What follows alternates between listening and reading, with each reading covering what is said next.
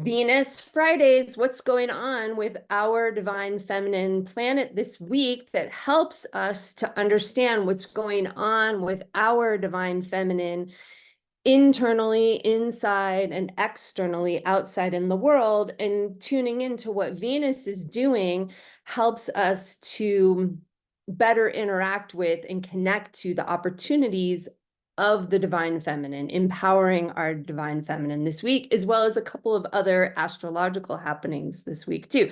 So Venus is currently in the underworld phase of her cycle, right? She's traveling on the other side of the sun from our view, going through this really powerful alchemical transformational time, right? Where we have the opportunity to look into what are we wanting to transform while Venus, our divine feminine, transform within our divine feminine while she's traveling through the underworld. And if you're interested in that, Kaylin Castell and I, who teach Venus alchemy, are offering a free webinar this Friday, today, about Venus traveling through the underworld. So I'll put the link below and you can check it out. So let's dive into stellarium.org.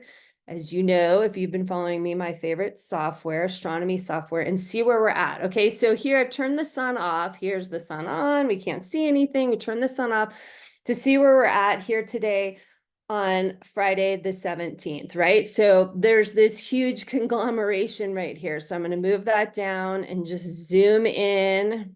And I'm going to slide it down a little bit more and zoom in more so we can see, right? We've got Venus. Uranus is there. It just disappeared because it's so close to the sun, and Jupiter, right? All of these four planets are traveling here together. I'll just turn Uranus back on for a second. Just give me a second to click on that so we can see there, right? So Uranus is in the little red dots. So Sun, Uranus, Venus, Jupiter, right? All of this is close together. So I always like to point out that there can be an overemphasis in our current time with our astronomy software and what we know in astrology software of like, there's an exact conjunction that happens on a certain day, which does happen. But look how close all these planets are together in the sky for a sustained period of time. So there's not a pressure to connect into the energy only on that day. It's a process that happens for us. Okay, but let's span back out, go around. I'll just leave Uranus on there so we can see. So here's our horizon line, right? I'm doing this at about noon my time. So we can, the sun's about to reach the midheaven up here, reach its highest point during the day. I'm going to turn the ground off so we can see. So here today, Friday, the moon right here in Virgo, the very last ending degrees of Virgo, moving into this priestess constellation, is trine Venus right here. So that's what a trine looks like. They're both in earth signs, Venus in Taurus, the moon in Virgo in trine, right? So that's 120 degrees. It's 1/3 of the movement around the circle, the ecliptic, the yellow circle that the astrological signs lie on, that the sun moves throughout the year. So trine is a flowing aspect, we say, right? Where the energy is, I don't want to say beneficial, but it's like, it's working well together, right? Both earth signs, they work well together. They're of the same element, that element that's like serving our senses, serving the physical, being grounded into the body. So the moon, whatever it touches, whatever it highlights in these geometrical patterns, these aspects, it highlights, it activates. So there's a nice like flowing activation between the moon and Virgo, the priestess constellation,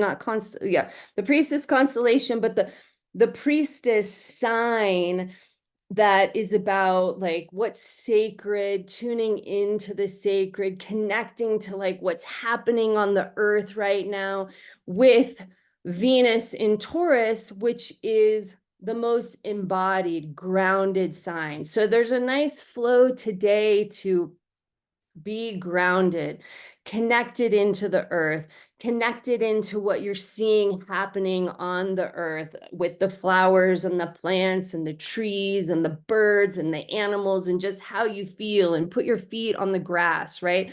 That kind of energy. So our divine feminine is getting activated in a flowing way by another earth sign, just helping us ground, be present with our feminine expression today, or with any like discomfort that comes up around being in our feminine power, right? As well, being present with ourselves.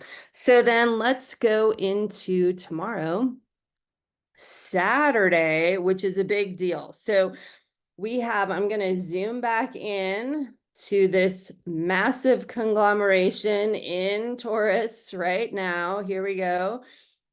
Of Venus comes into the exact conjunction with Uranus. So they are aligned. Again, she's moving into the conjunction and then she moves out of the conjunction. So it happens over a sustained period of time, but the exact conjunction where they're at the same degrees in alignment happens tomorrow on Saturday in Taurus. So our divine feminine in Taurus, in that embodied sign, is meeting with Uranus, which is our planet of change and revolution and unexpected events, but also the planet that like helps us connect to that universal consciousness and awareness in the world, right?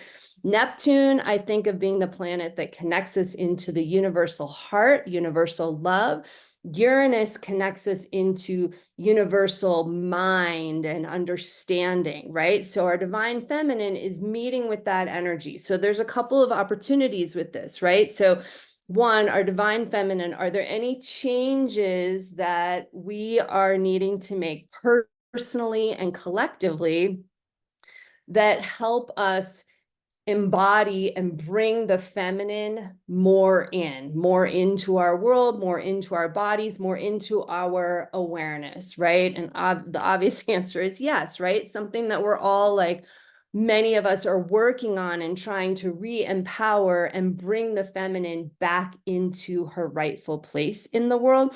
So this conjunction is a nice opportunity. So like pay attention to epiphanies or ahas you get around your feminine, or changes that you need to make to help empower that energy within yourself more, within your body, Taurus, as well, right? So it may be like, oh, I love the idea of empowering the divine feminine, but in action, I don't do that. Or in my body, I'm not present with my body and I abuse it. Or like last night, I ate a bunch of sugar, which I've done like a couple of times this week. And it's usually something I try and stay away from, but it's just kind of like out of my control right now. And it messes with my sleep. It doesn't make me feel good. And I'm like, wow, okay, what is going on with that, right? This Venus-Uranus conjunction is like helping to bring my awareness to that, right? Where am I not comfortable in my body? Is there stress that's making me like crave and want the sugar, right? Nothing against sugar. I'm not saying everyone should not eat sugar. It's just something that doesn't work for me, right?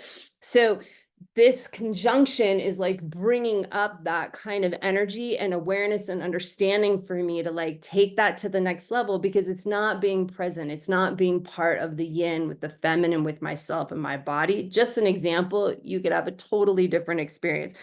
Okay, also today, the same day on Saturday, the Sun and Jupiter come into their exact conjunction in Taurus as well. So there's a lot of activation and energy. So the sun represents our vitality, our vital force, our life force energy, chi, prana, to use terms from China and India to help us understand that, is aligning with Jupiter, right? Our largest gaseous planet that is all about expansion, right? Whatever it touches, good or bad, it expands, it makes bigger. And that's that vital force, that energy. On the same day that Venus, our divine feminine, is meeting with Uranus, that change agent awareness planet. So That's a lot of energy happening on Saturday. And it'll be really interesting to see like how we feel and experience that. And interestingly, the moon is going to conjunct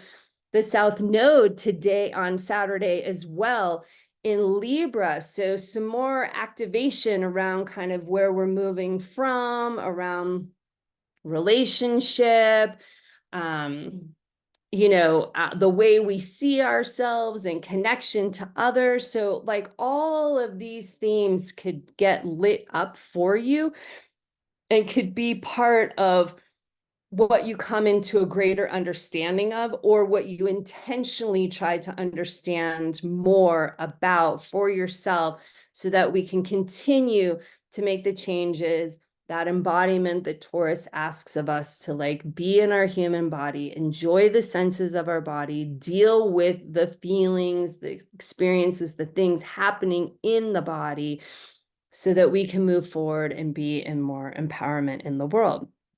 Okay, so that's just Friday and Saturday. So then on Monday here, the 20th, right? Yep, Monday the 20th, just making sure I got all my dates right. The sun enters Gemini. So we're going to start having a lot of this Taurus energy moving towards Geminis, right? Starting on this day. So the sun enters Gemini. So that means we're a month away from the next solstice in June, right? Because Gemini is a mutable sign, serving spirit sign in alchemical astrology, as well as shamanic astrology, where I first learned about astrology to work professionally. My first certification was through the Shamanic Astrology Mystery School. So the sun is entering Gemini, serving spirit. We're moving from Taurus season to Gemini season, right? So all of a sudden now we're into air and things are a little more tempestuous. Think of like the wind, right? And Gemini is that sign of like, it has such a thirst for knowledge. It's so curious. It wants to have fun and it's learning. It wants to learn everything, experience everything, like move beyond the polarity. So it's a nice time over this month to like lighten up, get out of our boxes. We just had all this activation in Taurus, awareness around ourselves being present. And now it's like, woo, let's lighten up, let go, get a little bit lighter, and just have some fun and play. But in this serving spirit way, where it's serving a larger mission, right? Where it's like helps us get out of the box that we keep ourselves so tightly held in. So that's on Monday, the sun moving into Gemini, and we start to move into this much lighter, more playful air, more kind of up and out, where Taurus is down and in kind of energy. So let that happen and occur for you.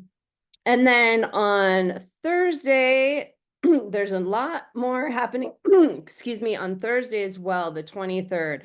So I'm just going to show that here. We still have Uranus, Venus, and Jupiter came into their conjunction Wednesday night, Thursday morning, closely. So Jupiter expansion of that divine feminine energy, great time to kind of like tune into again what we're seeding, what we want to have happen with our divine feminine expression, that empowerment. Mercury moves into Gemini today on Thursday Venus is moving into Gemini as well on today on Thursday. And then just after that conjunction with Jupiter, right? So expansion of the feminine, she moves into this new sign from Taurus as well, right? So our divine feminine following the sun, right? Because they're so close together, because Venus is in the underworld, right? If I turn the sun on, Venus is hidden in the light of the sun. And so our divine feminine moving into Gemini, again, lightening up, getting out of the box, right? Expanding Jupiter, that feminine energy out of the box, those changes, that curiosity, learning, kind of fulfilling that need of Gemini to just like learn everything, explore it all. And it's also, I'm going to span out so we can see the whole circle here of the ecliptic, and the moon over here, the full moon in Sagittarius. So here is the moon in Sagittarius opposite the sun. This is happening earlier in the morning, so I'll just kind of spin the time back just a little bit so we can kind of see that more directly. And here we go. Well, I don't know. I might be making this like too confusing to look at. But here you see, here, this is a good view right here, right? Here's the sun is rising, the moon is just setting. There's that opposition of the exact full moon. So last thing I'm going to say, and then we'll wrap it up for today, is the Sagittarius full moon. Moon in Sagittarius opposite the new sun in Gemini. Remember, Venus is there, Jupiter, Uranus, all this energy is close by. There's that full moon time for celebration, right? So Sagittarius and Gemini live on the opposite ends of the same pole. They're on the same polarity, right? Like a battery of positive and negative. And so this is the place where that curiosity, that thirst for knowledge meets with Sagittarius thirst for experience and meaning and exploration and adventure. So it's a great time to like just celebrate the moon, have fun at the full moon, right? Lighten up, enjoy yourself, maybe howl at the moon with the coyote, which is, you know, associated with Gemini as well, of like, you know, celebrate like the importance of your life and what you're here contributing, especially because it's Venus Fridays and we're talking about the divine feminine and how you're helping to bring more harmony and balance back to the polarity of the masculine and feminine, like helping both heal so that they can come into better unity and connection. So that's what I have to share for this Venus Fridays. There's a lot going on this week. I hope it's just like a great week for you, and that lightening up can feel really good, right? Depending upon where Gemini sits on your chart and how much it's a part of like your growth in your evolutionary journey in this lifetime.